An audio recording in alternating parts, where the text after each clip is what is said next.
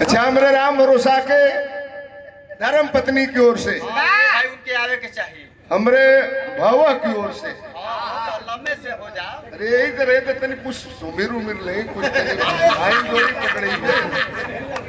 ही दादा चला हो जाई, मानसिकता कुछ लाइन में हमके धरावे था। मानसिकता का भाई लोग ये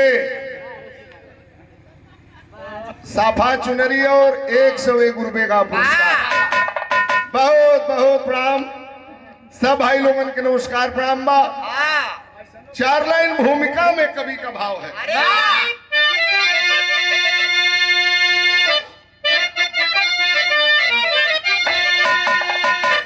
तो न्यारी है दुनिया तुम्हारी अमालिक, तुम्हारे एक चमन में सुमन है खिलाता, कोई फूल बनता है गजरा गले का, कोई फूल पैरों से कुचला है जाता है, तरसता सुमन कोई पैरों के नीचे, इस मुझको जरा तू उठाता, तो प्रभु पास भोला पहुंचता जरूरी, जो रुमाल बनने का सौभाग्य पाता।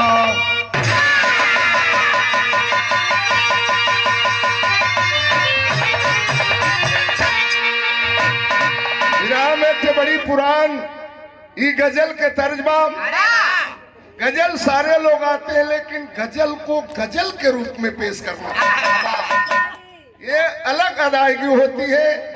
आज भी इस गजल को गाने के बाद सारी गजलें फेल हो जाती है। वो कौन लाइन है मास्टर?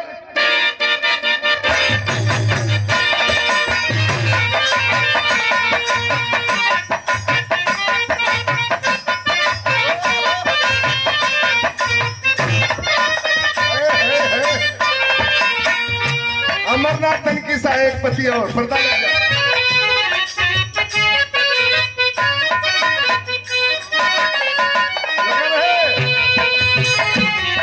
तेरी राधा नजर मिल गई तो,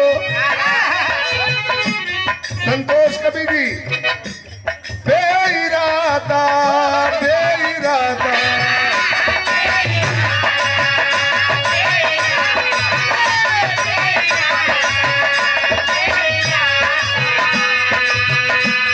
बेइरादा नजर मिल गई तो, मुझसे दिल मेरा वो हाल कैसे, बेइरादा नजर मिल गई तो,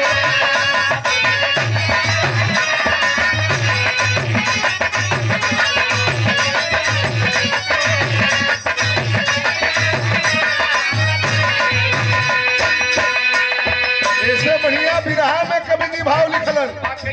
पढ़े लिखे विद्वान लोग बैठे हैं, जरा लाइन पर गौर करेंगे। अरे बेवफाना बेवफाना,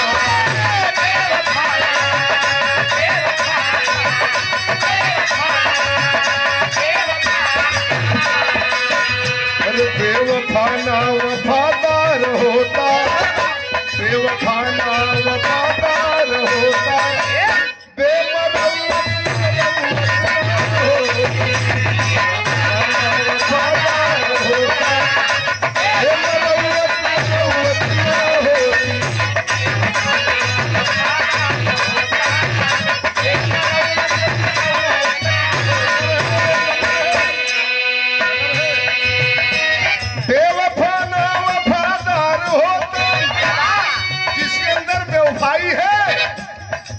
अख्तियारपुर के लोगों कभी उससे वफा की उम्मीद मत करना। क्या बात है। अरे बेवफा ना वफादार होता, बेमरौवत मरौवत ना होती, दिल लगी जो लगे जिंदगी से, दिल लगी जो लगे जिंदगी से, तो वतन पे मौत ना होती।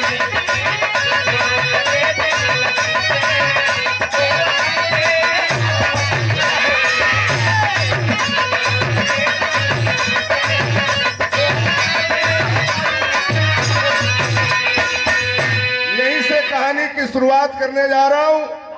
आज से 8000 बरस पहले की यह कहानी है। ये धरती पर कोनो जाति ना रहल, समाज 4 वर्णों में बटा था। ब्राह्मण क्षत्रिय वैश्य शूद्र हमनी के बिरहा गावे वाला बिरहा सुने वाला ये सब लोग शूद्रे में आवत रहल। अरे नहीं, आपका केवल प्यार। और ये श्री संतोष कवि जी जो जौनपुर से चल करके आए हैं, आप जैसे लोग समाज के दर्पण हैं और गीतों के माध्यम से समाज को नई दिशा देने का काम करते हैं। यह प्यार है आपके तरफ से, यह रुपया पैसा नहीं। कवि जी के चरणों में प्रणाम, सबके बहुत बहुत नमस्कार प्रणाम। उघरी जात ना रहल भ रही कोई बीन मला लोहार कोहार चमार भर मुसहरी जात ना रहल। हमनी के सगरी आदमी सूत्रे में आवत रही जा। उसी समय आज से 8000 वर्ष पहले एक बहुत बड़ा बहादुर पैदा हुआ हमारे आपके समाज में। उसी की मैं कहानी सुनाने जा रहा हूं। शेर में भाव है।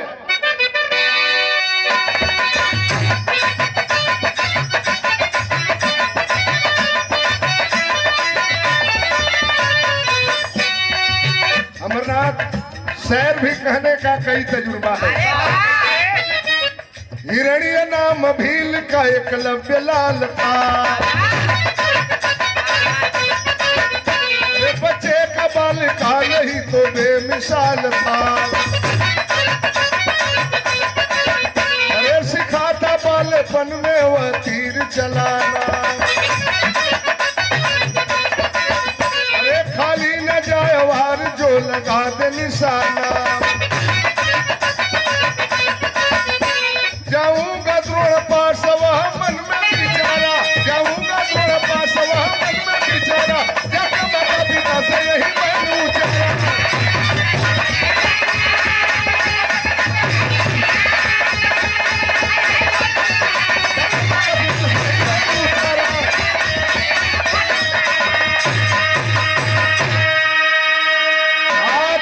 बरस पहले हमारे आपके खानदान में एक बहादुर पैदा हुआ जिसका नाम था एकलव्य। ओकरी बाबू के नाम रहल हिरण्य, ओकरी माई के नाम रहल बिड़ला। करिया कलूटाम कोल भील का बेटा था, जात के मुसहर के लड़का रहल। लेकिन बचपन से ओके धनुष बाण चलावे के शौक जगल। अच्छा, शौक भी अलग अलग बा। केहू के पहलवानी के शौक, केहू के गावे के, केहू के चोरी के, केहू के राजनीति के, केहू के पहलवानी के। धनुष बाण चलावे के शौक जगल। और इतना बड़ा धनुर्धर हुआ अपने गांव जवार इलाके में नाम कर गया। कहीं से सुन ले रहल हुए एकलव्य के जंगल में गुरु द्रोण के आश्रम बा, जहां 100 भाई कौरव 5 भाई पांडवन के वो धनुर्विद्या के शिक्षा देलन। ये धरती पर बिना गुरु के ज्ञान ना भइल। वो लड़का के सोच, चलूंगा गुरु द्रोण के आश्रम में, उनको गुरु बनाऊंगा, उनका मैं चेला बनूंगा और सबसे बड़ा धनुर्धर बनूंगा। गई अपनी माई बाबू की लगे, कलश की हमके आदेश देता जाते जैती गुरु द्रोण के आश्रम में। एकलव्य के माई बाप के आंख में आंसू आ गए। कहलन, बेटा मत जाओ, तुम छोटी बिरादरी के हो। गुरु द्रोण के आश्रम में राजघराने के लड़के पढ़ते हैं। बेटा हमार बाबू मत जा, जवन भाड़ा हो तुहार खत्म हो जाई, भुला जाई, मत जाओ। ए भैया के बोलता बहुत पिघला जा मर हो गया। अब शुरू के लिए बन देते नहीं के सुन ले जा। निमन बाउर जवन होता हो के सुन ले। बढ़िया चीज कहे के आदत बा और बढ़िया बात कहने की आदत होनी चाहिए। नंदी भौजी छिनेरी बुजरी ते बहुत हमसे ढेरे के कहला करता हम और केहू मास्टर होला, एक हम प्रिंसिपल हमसे ढेर के कही। लेकिन सोचा तनी कि आदमी आइल बना तनी इहो लोगन के बुझा जाओ कि बिरहा नहीं तो होई। जवन पहले बिरहा होत रहल वहू तरह तनी बिरहा आदमी सुन ले। रोवे लगला माई बाबू। कहलन, बाबू हमार लाल एक ही, हमनी के आंखी के पुतरी बाड़ा, मत जा। गुरु द्रोण के आश्रम में ब्राह्मण और ठाकुर के बेटे पढ़ते हैं। वहां तुम्हारा गुजारा नहीं होगा। सोचलस कि हमार माई बाबू हमके पढ़ावल लिखा चाहत, हमारी तरक्की के देखल लिखा चाहत, गलत कह दिल बानी तो जाइब जरूर। और लड़का जब चल दिया धनुष बाण लेकर के गुरु द्रोण के आश्रम के तरफ, तो माई बाबू रोवे लगलन, तरफ बदल गई।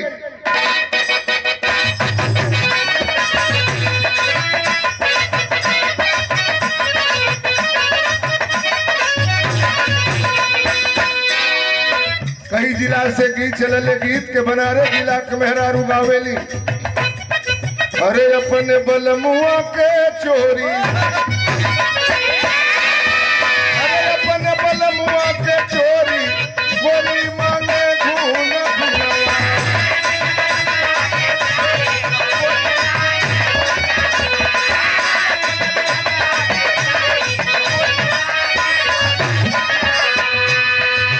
गाजीपुर के मेहरारू तनी यही के ढर कहा के गावेली, कैसे?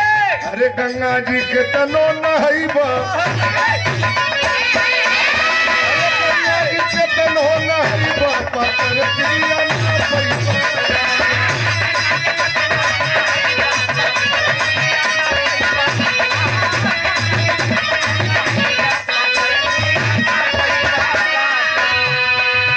हमरे बलिया जिला के मेहरारू गाँव में बाला मास्टर, बात कैसे? जौन हमनी के गुरु हुवन, हमने के गुरु का गुरु, हमनों के उम्र लग जाए तो के बाला मास्टर अपनी जमाने में गीत के गाँव में, बात कैसे? लागल झुलनिया के धाका, अरे लागल झुलनिया के धाका, बनमु कलकत्ता।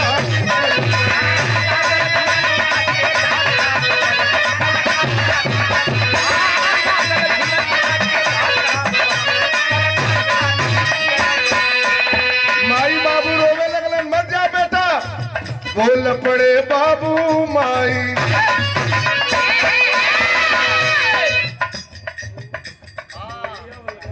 वे पता नहीं है, वे पता नहीं। वो बात अरे वो टाइम बा, वो जगह बा। हाँ, यहाँ के भाई।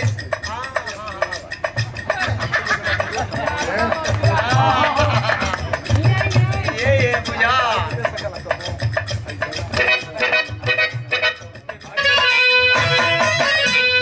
अरे बोल पड़े बाबू माई, अरे बोल पड़े बाबू माई, तू जइबा ठगाई।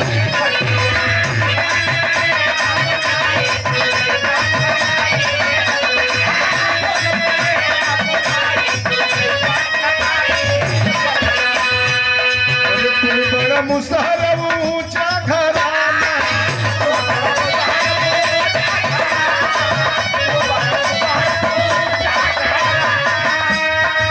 बात मन बेटा न हरकत में आना,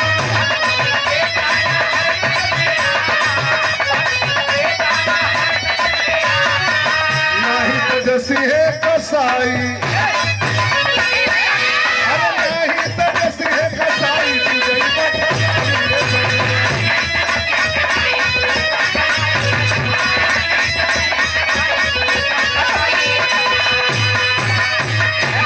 मत जा बेटा, ऊंचा घराना है, बड़े जात के लोग पढ़ते हैं गुरु द्रोण के आश्रम में, ठग लिए जाओगे बेटा, हमार बाबू मत जा। गलत जब कही दिल बन जाए, लड़का धनुष बाण लेके और चल दिया गुरु द्रोण के आश्रम के तरफ। हिम्मत देखिए उस बच्चे की, अरे दिलासा दिल की दिल में रह गई, दिलासा दिल की दिल में रह गई, सागर शिथिल पर अंबर में भरा कुहा, सगरे कुहा, सगरे कुहा।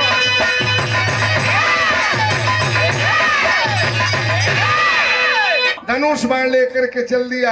यो शहर है लेकिन ये जौहरी शहर है, और इसको कहने का अलग अलग तजुर्बा है। कैसे शुरू होगा? कवि जी बाला मास्टर गाते थे इस विरह को, और विरह के लिखे वाला कवि आज हमारे आपके बीच में नहीं है। भोला कवि जी स्वर्गवासी हो गए। क्या उन्होंने लिखा जौहरी शहर में? कैसे शुरू होगा? लोग कहते हैं कि बिरहा के कवि क्या लिखते हैं। बिरहा के कवि जो लिख देंगे बड़े बड़े प्रोफेसर और पीएचडी करने वाले नहीं लिख पाएंगे। चल दिया लड़का धनुष बाण लेकर। कहना ना किया हठीला, खुद माता पिता का प्यारा, गुरुओं से शिक्षा लेने घर छोड़ कबीर सिधारा। चट पहुंच गया जंगल में, छत्रधारी छत्र भेटाए, जो सब साथ रहे थे छुप का निशान जल जाए। तो टुकड़ा बिड़ला के दिल का छक्के वो बहन चलाया, पहला फड़फड़ा पंछी धनी वो मार गिराया। तुम कौन कहाँ से आए, ये पूछ रहे सब बच्चे, ये भी जवाब सब उनका।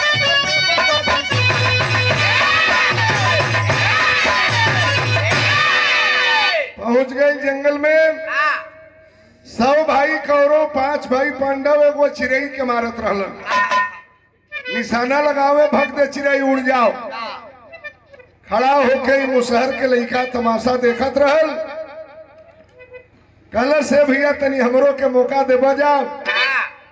पीछे घूम के जब कौरव पांडव देखला, कहला बाहर करियवा, साला आधा घंटा से हमनी के रियाज मारत नहीं जाई, चिड़ई नहीं खे मरात। पास में बोलौलन, कलन भैया तोर नाव का हो? कल से भैया लोग हमार नाम तो एकलव्य हो। का करे खातिर के आइल बड़े? अलस मऊ तनी धनुष बाण चलाइलाम, तनी हमरो के मौका देता जा हमहू निशाना लगई थी। कल के भाई हिम्मते मर्द मत थे खुदा, बहादुर लग रहा है, इसको मौका दिया जाए। कहला सही से ना, ए चिड़ई के उड़ावा जा। तब हम निशाना लगाई, कौरव पांडव चिड़ई के ऊपर उड़ौलन, तरकस से खींच के बाण चला के मरलस। वो चिड़ई के पेट में तीर लगल, वो चिड़ई नीचे गिर गई थी। कलन बाहर बहादुर, क्या नाम है तुम्हारा? कल सरकार हमारा नाम एकलव्य है। तुम्हारे माँ बाप का नाम क्या है? तुम्हारा घर कहाँ है? बड़ी शालीनता से कौरवों पांडवों से वो लड़का अपना परिचय बता रहा है। आप बिना धुन के ही भाव बा स्वर दे दा।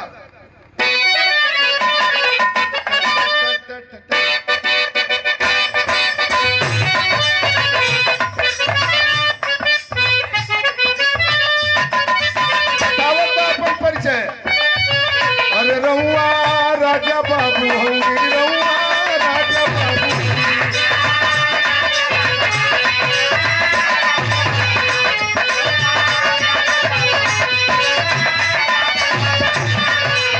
अरे हम बनवासी को दिल का बेटुआ, रहुआ राजा बाबू होंगे, राजा बाबू होंगे।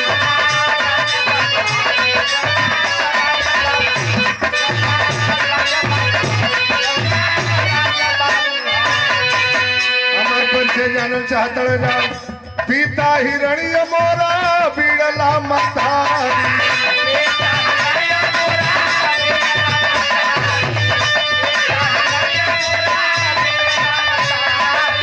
सीख गुरु द्रोण से हम बनबे धनु हथारी।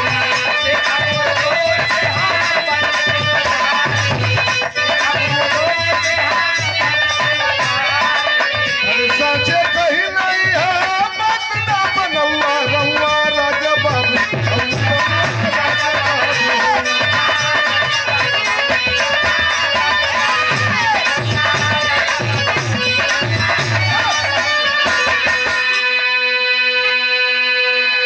कलश हमरी बाबू का नाम हिरणी है, हमरी माई का नाम बिड़ला है। तो घर कहाँ है? कलश से भैया लोग हमार घर नहीं खे, जंगल झाड़ में घास फूस के झोपड़ी में गुजर होला। का करे आइल बड़े? कलश के हम गुरु द्रोण के चेला बने आइल है।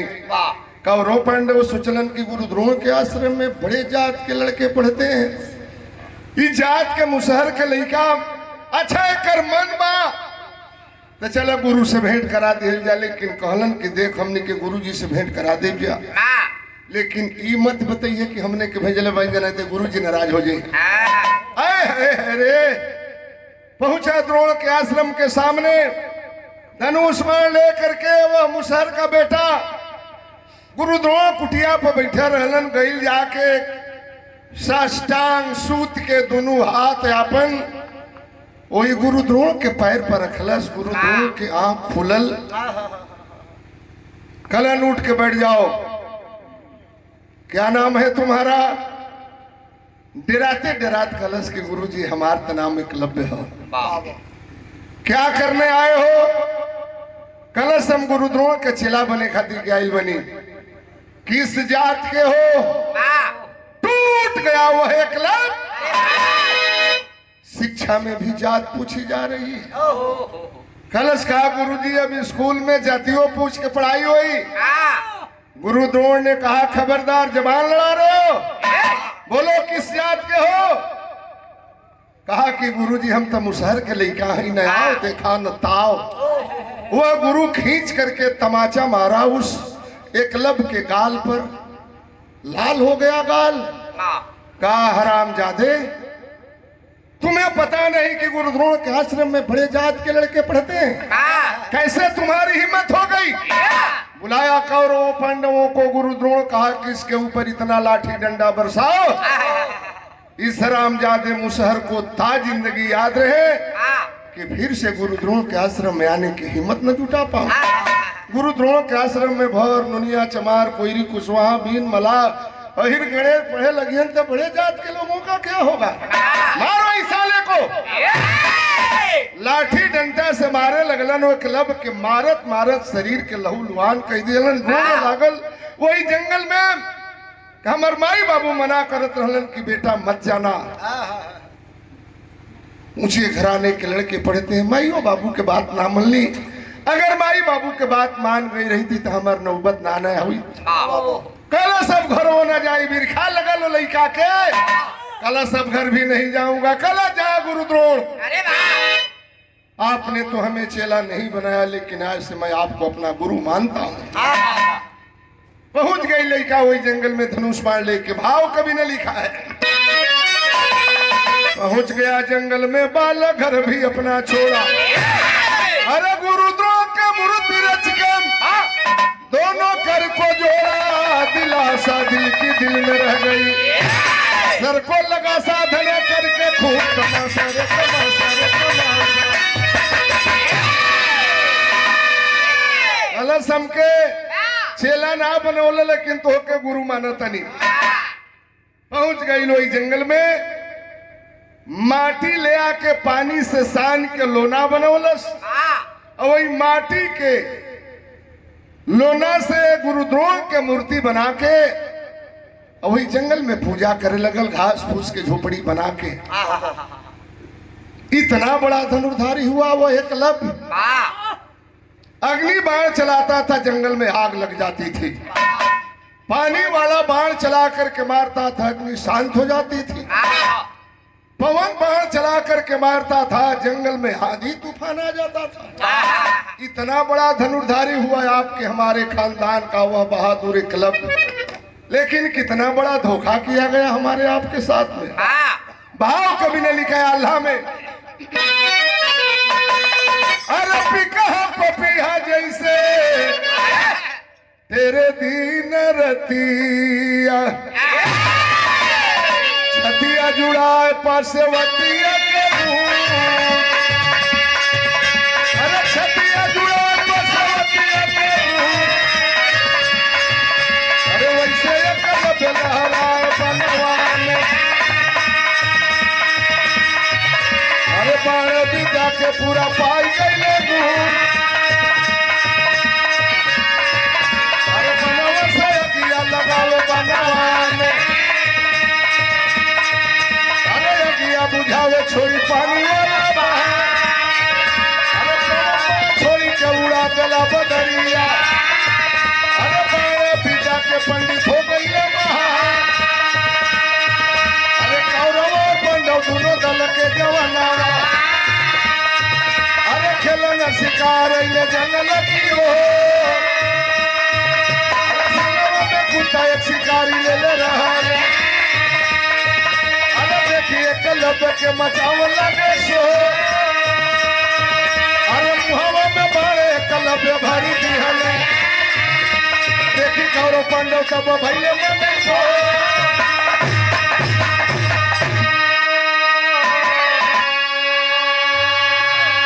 गुरु द्रोण के माटी के मूर्ति के सामने बैठ के सर साधना करत रहल। 100 भाई कौरव 5 भाई पांडव गई रहलन जंगल में शिकार खेले। संगवा में एगो कुत्ता ले रहल कुकुर। वो भोंके लागल एकलव्य के देख के। साला कुकुरों के ना बुझाइल कि आदमी है कि भालू बानर है, इतना करिया रहलू। भूखे लागल, सोचले से एकलव्य की हमारी साधना में ही बिखिन डाला था। कुत्ता खींच करके बाण चला करके कुत्ते के मुंह में मारा। कुकुर के मुंह बाण से भर गई। और कमाल तो ये हुआ कि कुत्ते का मुंह बाणों से भर गया, अब कुकुर के मुंह में तनिको खरोंच तक ना आई। कुकुर के मुंह में बाण मारे के ओकर मतलब ना रहल, उसकी आवाज बंद करने का उसका लक्ष्य था। इसलिए कि हमारे सर साधना में ये विघ्न डाल रहा है। कुत्ते की आवाज को बंद कर दिया। कौरव पांडव गईला कहला भैया तोर नाव कहा कलश अरे ओइ दिनवा डंटा लाठी से मार के खेत दिहला जा। 50 बेर पूछबा जा हमार नाव। हमरे नाव एकलव्य हो। तुम्हारे गुरु का नाम क्या है? किस गुरु के चेले हो? कलश हमारी गुरु के नाम द्रोण है। कौरव पांडव सुनला कहला बाहरे गुरु द्रोण, इतना बड़ हमनी की संगे धोखा। कहले रहला कि महाभारत में अर्जुन को सबसे बड़ा धनुर्धारी बनाऊंगा। चोरी चोरी एगो मुसहर के लड़का कितना बड़ा धनुर्धर बना दिला। गईला गुरु द्रोण के आश्रम पर कहलन का गुरु जी अब ये कुल होई। कहला रे बात तो बताओ। कहला का बात बताओ जाए? कुकुरा के देखा वही जंगलवा में एगो करिया कलूटा बा, एकरी मुंह में बाण भर देले बा आ कहता कि हम गुरु द्रोण का चेला है। अरे है रे, गुरु द्रोण ने सुना कि मेरा चेला, जिसको जिंदगी में मैं चेला भी नहीं बनाया और हमको अपना गुरु मानता है, वो भी जात के मुसहर का लड़का है। न रही बांस न बजी बांसुरी। चल दिया गुरु द्रोण एकलव्य के झोपड़ी के सामने सर साधना करत रहल। मूर्ति के सामने बैठ के देखलस कि गुरु द्रोण आ गईलन बा। बुझाता कि अब हमके चेला बना ले गुरु जी। जैसे गैया के देख के बछरू दौड़ेलाम, दौड़ के जाके गोड़ पर गिर गई। कलश बाहर गुरु जी। गुरु ने कहा तुम्हारा नाम क्या है? कितना कष्ट हो रहा होगा उस लड़के को। कामार्त नाम एकलव्य है गुरु जी। तुम्हारे गुरु का नाम क्या है? कलश अरे हमारे गुरु साक्षात सामने खड़ा हुआ। अच्छा तू मेरा चेला है, हमें कुछ गुरु दक्षिणा नहीं दोगे? कलश अरे गुरु जी कहा आप खातिर के जान दे दें।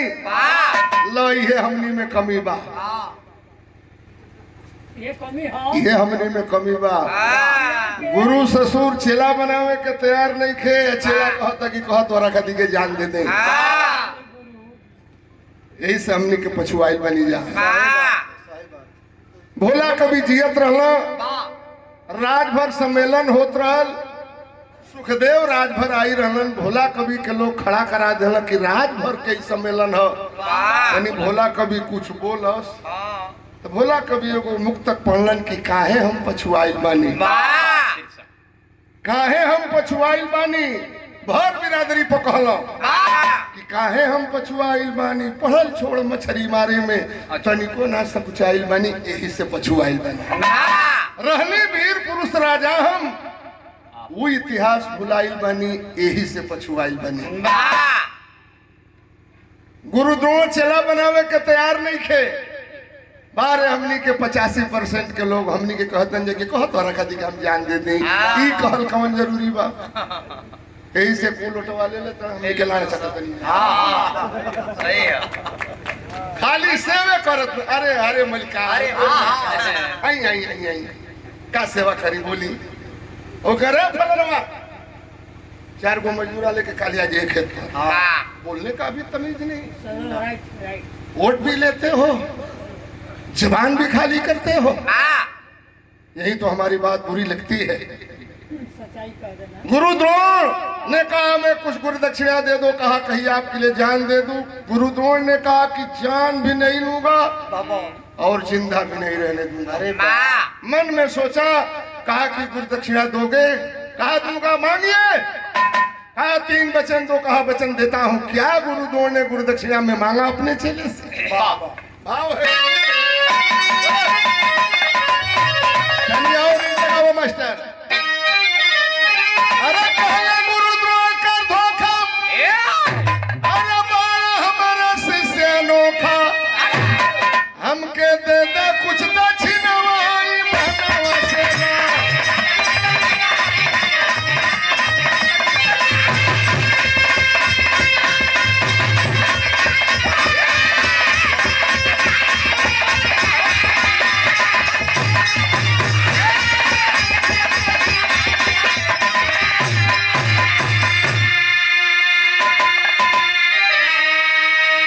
दाहिना हाथ का अंगूठा मांगा, दिया वीर अलगाई, कौन से लजपत हुआ बहादुर होवे धरती माई, फिर से करवो रस पर नवाई मनवा से नाम।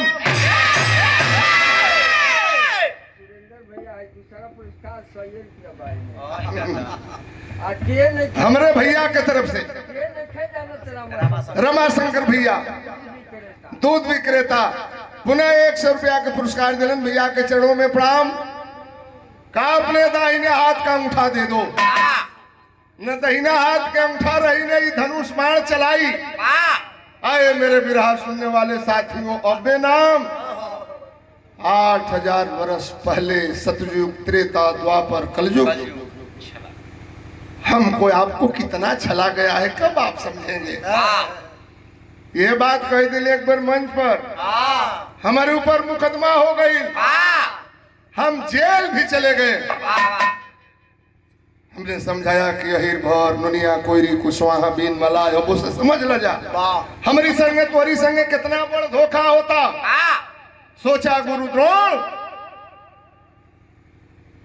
मांग लो इसका दाहिने हाथ का अंगूठा, ना अंगूठा रही ने बाण चलाई। कहा दाहिने हाथ का अंगूठा दे दो, बाहर हमनी के न आओ देखा न था। वो लड़का अपने दाहिने हाथ का अंगूठा काट करके दे दिया अपने गुरु को। क्या पाया रे दुष्ट गुरु।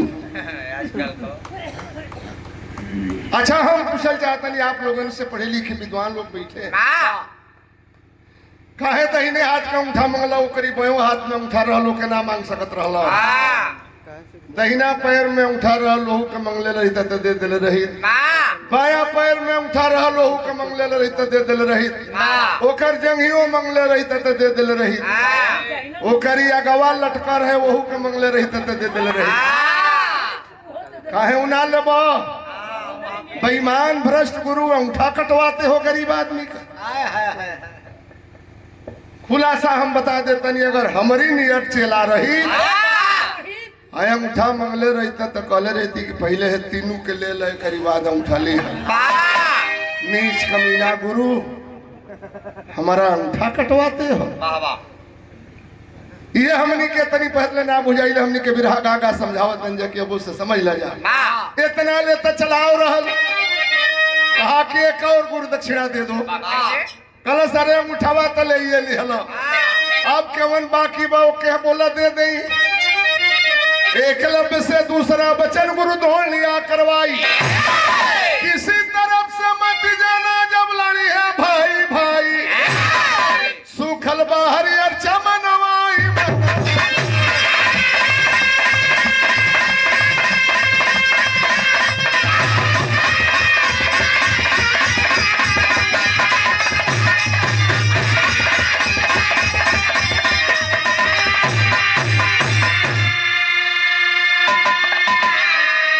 छोटे भाई राम भरोसा यादव जी की ओर से कई सौ रुपए का पुरस्कार, बहुत बहुत धन्यवाद। काके एक और वचन दे दो, कुरुक्षेत्र के मैदान में महाभारत की लड़ाई होने वाली है। कौरव पांडव जाएंगे लड़ाई करने के लिए। जानता था गुरु द्रोण की कटे हुए अंगूठे पर भी ये चला गया महाभारत की लड़ाई में 5 मिनट में महाभारत की लड़ाई खत्म करेगा, और हमको 18 दिनों तक महाभारत की लड़ाई करानी है, ताकि कौरव की तरफ से या पांडव की तरफ से केहू कहे कि हमारी ओर से लड़े खादी के चले के बाद एक और गुरु दक्षिणा दे दो कि किसी की तरफ से लड़ने के लिए मैं नहीं जाऊंगा। कहा कि ना जाई, वचन दे चुका था। कुरुक्षेत्र के मैदान में लड़ाई हो रही थी, खून की नदी बह रही थी, और अपने झोपड़ी में बैठ करके हमारे आपके खानदान का वह बहादुर एकलव्य आंखों में आंसू लेकर के रो रहा था। काश अगर अपने गुरु को वचन नहीं दिया होता। यह एकलव्य के लिए मात्र 5 मिनट की लड़ाई थी, लेकिन अब पछतावा क्या करे जब चिड़िया चू गई खेत। कुल लुटा के अब हमनी के का करब जा। ए बेरा ते जवन ना होके के तेवन होता। खुले मन से बोल रहा हूँ, इस सरकार में प्रदेश में अगर केवल एक जात निशाने पर है, अरे वाह, तो वह यादव जात है। यादवों को चुन चुन करके मारा जा रहा है। कब तक आप समझेंगे? 2.5 साल में 84 यादवों की हत्या हो गई। यादव समाज के लोगों जगो, कल हम भी मारे जाएंगे, आप भी मारे जाएंगे, सुनवाई कोई नहीं होगी। उसको बताया जा रहा है पुष्पेंद्र यादव को उसके ऊपर मुकदमा है, जबकि उसके ऊपर एक भी मुकदमा नहीं है। खनन बालू का ठेका चलाता था, लेकिन इनकाउंटर कर दिया गया। यह है सरकार। समझो मेरे मित्रों, नंदी भौजी छिनेरी बुजरी सुन ले, बजा है काने, सुनवा है काने से निकल जाई, लेकिन अपना हक हकूक लेने के लिए आपको सड़क पर आना होगा। आखिरी लाइन में कवि का भाव है, कुसुमपरा गुरजदु देव बाला पूज्य हमारे, गंगा काशी